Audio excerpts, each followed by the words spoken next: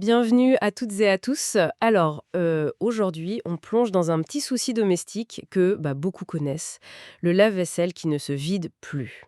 Ah oui, l'eau sale qui stagne au fond. C'est classique. Exactement, c'est assez frustrant, quoi. Alors, pour en parler, on s'est penché sur des documents d'une entreprise qui s'y connaît. Hugo Dubois Plomberie. Ils sont basés à Nyon, en Suisse, dans le canton de Vaud. Effectivement, on a regardé un peu ce qu'ils proposent comme service, mais ça va bien au-delà du simple lave-vaisselle bouché. Oui, justement. Notre idée aujourd'hui, c'est pas juste de faire une liste. On veut vraiment comprendre le pourquoi du comment. Pourquoi ce tuyau se bouche? Hmm, Comment des pros comme Hugo Dubois s'y prennent pour régler ça? Pourquoi est-ce qu'on parle tout le temps d'entretien préventif? c'est ça. Et puis, comment ce petit problème de lave-vaisselle, il s'inscrit dans un truc plus large, l'entretien de toute notre plomberie. Bon, allez, on décortique ça. C'est une bonne approche. Parce que ce problème de lave-vaisselle, même s'il a l'air très localisé, en fait, il nous ouvre la porte sur la maintenance de tout un système qu'on voit pas, mais qui est vital chez nous. C'est un bon cas d'étude, en quelque sorte. Parfait. Alors, commençons par le symptôme. Cette eau qui reste. Mais qu'est-ce qui se passe vraiment dans ce tuyau? D'après ce que dit Hugo Dubois, c'est quoi les coupables? Alors, les documents pointent du doigt trois suspects habituels. D'abord, les graisses. À la graisse? Oui. Et puis les restes de nourriture, même tout petits, qui passent les filtres. Et enfin, les résidus de savon, les détergents. D'accord. Mais le truc important, et c'est là qu'on apprend quelque chose, c'est que c'est quasiment jamais un seul événement. C'est une accumulation, Lente? progressive. Progressive? Ah oui. Bah oui, la graisse, quand elle est chaude, elle est liquide. Hmm, Mais dans le tuyau froid, elle se fige.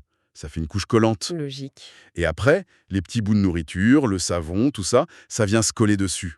Petit à petit, le passage se réduit, comme une artère qui s'encrasse, quoi, Hmm. jusqu'au blocage. Donc c'est nos petites habitudes, genre mal rincer l'assiette ou le type de pastille qu'on utilise qui finissent par causer ce bouchon caché. C'est exactement ça.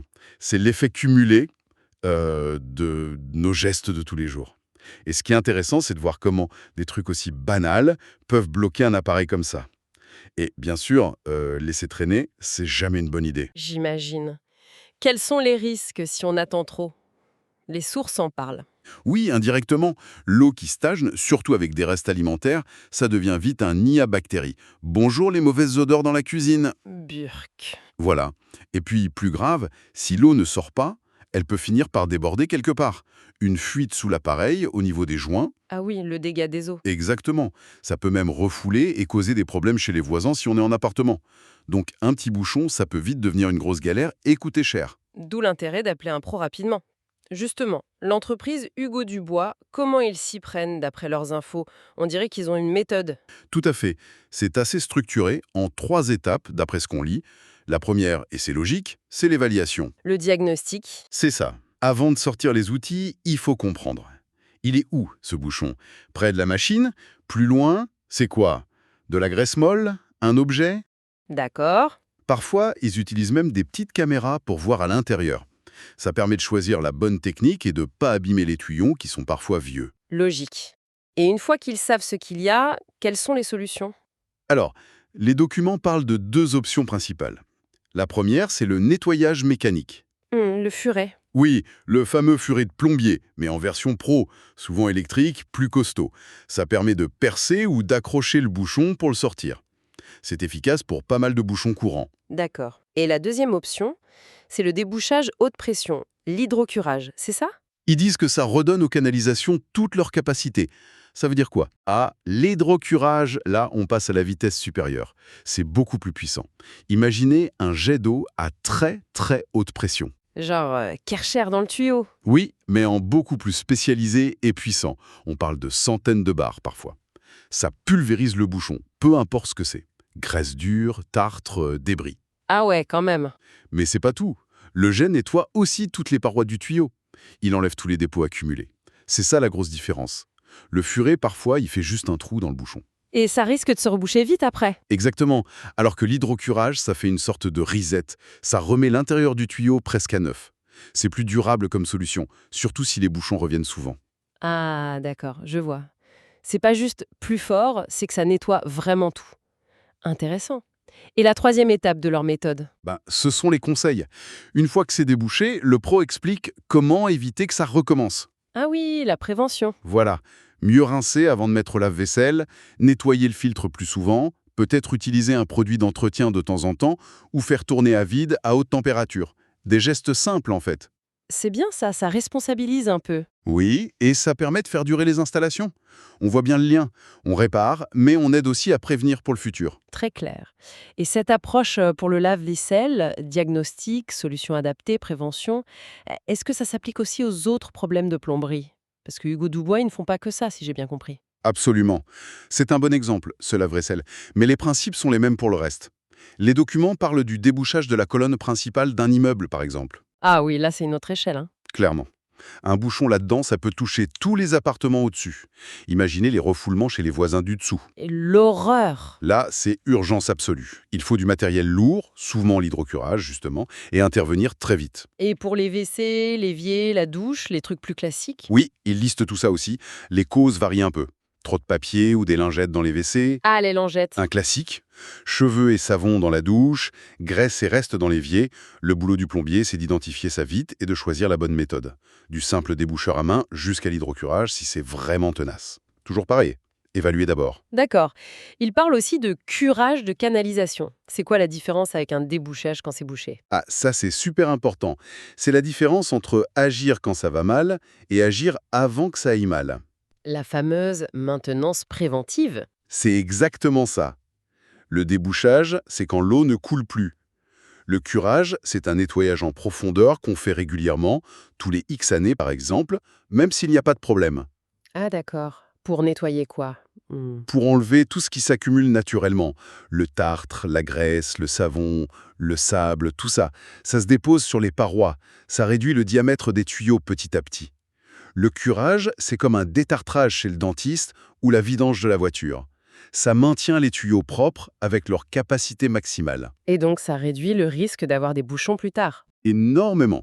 Et ça prolonge la vie des canalisations. C'est un investissement pour être tranquille. C'est un peu une philosophie, est-ce qu'on attend la panne et le stress ou est-ce qu'on entretient régulièrement? Je vois. L'hydrocurage sert aussi pour ça, pour le curage préventif. Oui, très souvent. C'est la technique idéale pour un nettoyage en profondeur des parois. Intéressant. Un dernier service m'a interpellé. Le conseil et l'installation d'adoucisseurs d'eau. Pour lutter contre le calcaire, c'est quoi le rapport avec les bouchons?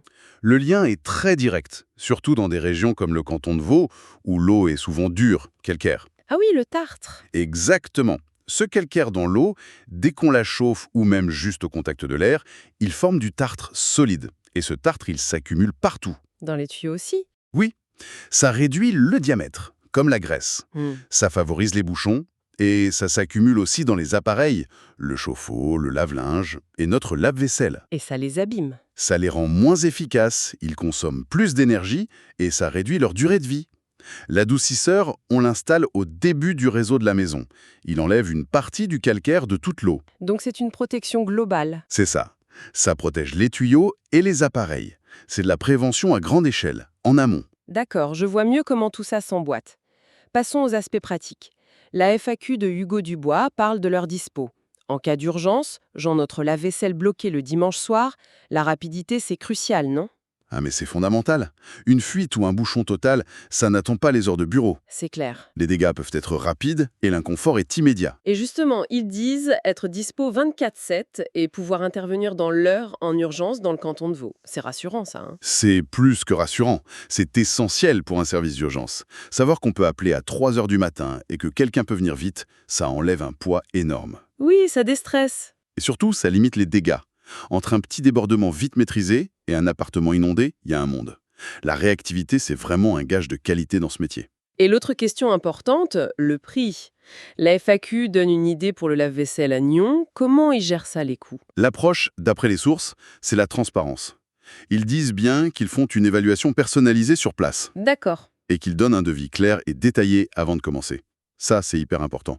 Personne n'aime les mauvaises surprises sur la facture. C'est sûr. Le fait d'évaluer le problème précis, où est le bouchon, c'est quoi, c'est facile d'accès, quelle technique utiliser et de donner un prix fixe avant, ça permet de savoir où on va et de décider.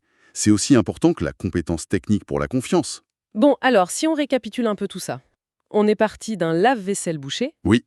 Et on a vu que les causes, c'est souvent des trucs du quotidien. Mhm. Graisse, restes, savon, qui s'accumulent. C'est ça, l'accumulation. On a compris qu'un pro, il va d'abord regarder de près, diagnostiquer, avant de choisir la bonne méthode, le furet mécanique ou l'hydrocurage, Oui. qui nettoie tout en profondeur. Et qui est souvent plus durable. Voilà. Et puis, il y a les conseils pour éviter que ça recommence, la prévention. Tout à fait.